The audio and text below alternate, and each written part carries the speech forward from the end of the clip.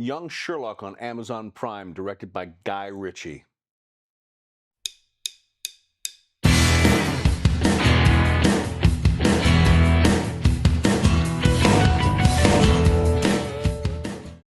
Hi, thank you for tuning into the Tom Bottelsen Show. This is my latest hotel room. I am on tour with the Beautiful Noise, the Neil Diamond musical, and we are in West Palm Beach, which is pretty glorious. I have to say, it's very beautiful here. It rains crazy weird, and it's a strange thing, but I'm sorry that I haven't been posting every week, and I've been posting every other week. It's been really difficult lately to get content out there, but I've been seeing a lot of stuff. I saw the new Peaky Blinders movie. I saw Young Sherlock, which we'll do today. I just saw Dracula, which my review came out, and I'm seeing Thrash, which is Netflix's new shark movie. Which looks ridiculous. I'll watch that on the bus trip when we go up to Rochester, New York. No, not Rochester. I'm sorry. We're going to Jacksonville. We're going to Jacksonville, Florida first after this. Then we'll go to Rochester, New York. My goodness. It's so hard to keep things straight. But here we are talking about movies. And Sherlock Holmes being one of my favorite IPs and Guy Ritchie being one of my favorite directors lately. He does a modern crime noir thing, with Snatch being my favorite and Lock, Stock, Two Smoking Barrels, The Gentleman, the TV series, and then the other one, the one with Hugh Grant. Boy, I'm out of all of us. So yeah, so I watched Young Sherlock. So it's time for notes. It's the first time I'm ever going to look at my notes while I'm talking about this, because this is going to be a spoiler-free review. I don't want to tell you anything about it because I want you to watch it. But as far as Sherlock Holmes go, things from the book is things to now. We get the characters. We get Sherlock Holmes, Microoft Holmes, who is his older, smarter brother, Lestrade, Chief Inspector Lestrade, who is now Officer Lestrade, because this is, it's a prequel, and Moriarty, who is Sherlock Holmes' biggest villain, is actually his best friend in this, and they're working together. This is not an episodic thing. This is season 1 is about one mystery.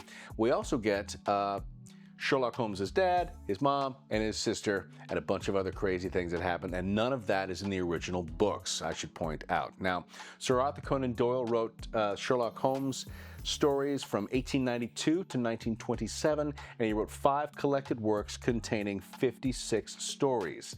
Now, Moriarty is in this as Sherlock's buddy. It's their origin story of how they used to be friends and now they're enemies. And I like when they do that, when they used to be friends and now be enemies. Moriarty, who is his biggest villain, his biggest foe, is mentioned in 4 of the 56 Sherlock Holmes stories. I'm sorry, he's featured in 3. He's mentioned in 4. That's 7, which is 7 out of 56, 12.5%. that he's in the Sherlock Holmes stories at all. And Mycroft is only in 4.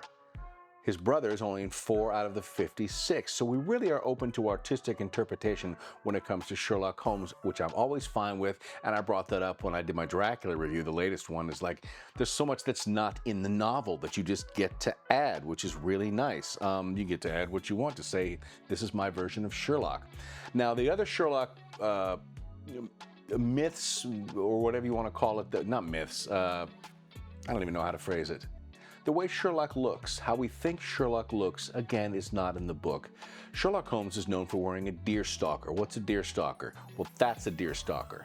That is a deerstalker hat. In the book, it is mentioned that Sherlock Holmes wears a cloth cap with an ear-flapped traveling cap.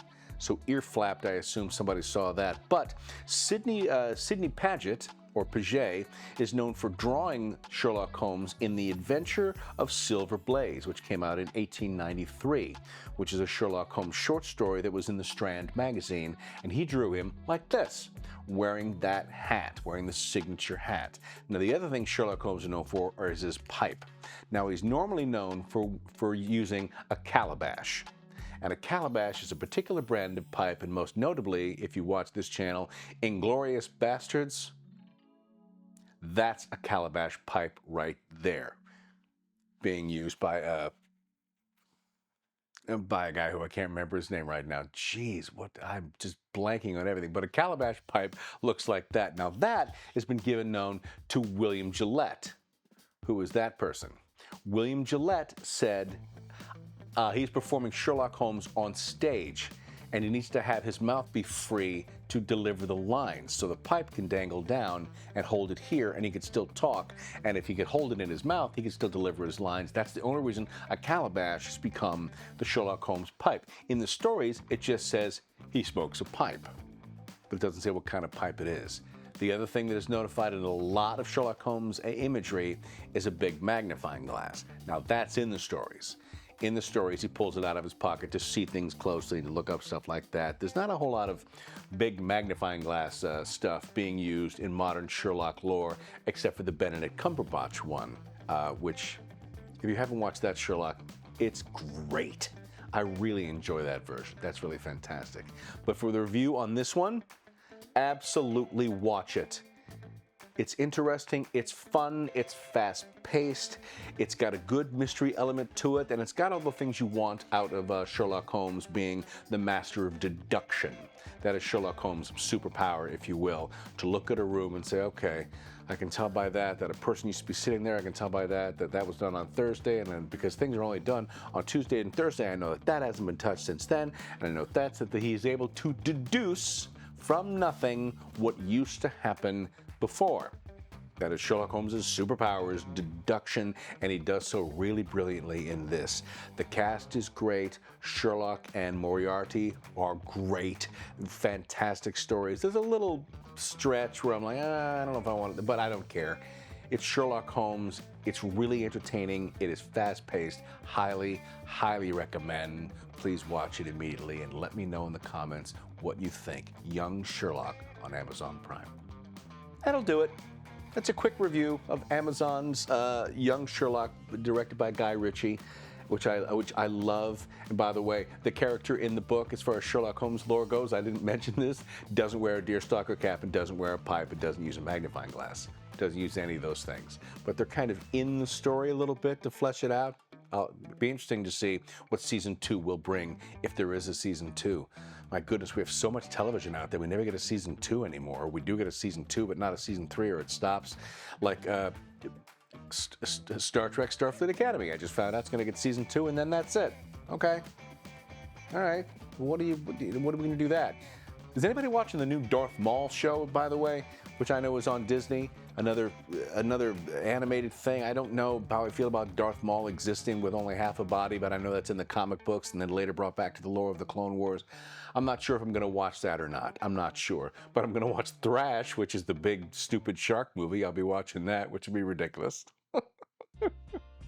Thanks for tuning in. I'm sorry this was so short and so brief and so all over the place, but I just wanted to get a chance to talk to you and get a chance to, yeah. This has been a hard trip. This is a rough job. Being on the road, being away from family and friends, and not getting a chance to go on stage very much. It's a rough job sometimes. So I think I need this. I need this to get a chance to talk to you and talk about things that I love. You know, talk about things that make me smile when I'm backstage and not going on. Anyways, enough pity party for me. Until I see you next time, as always, peace, love, live long and prosper. And I mean it.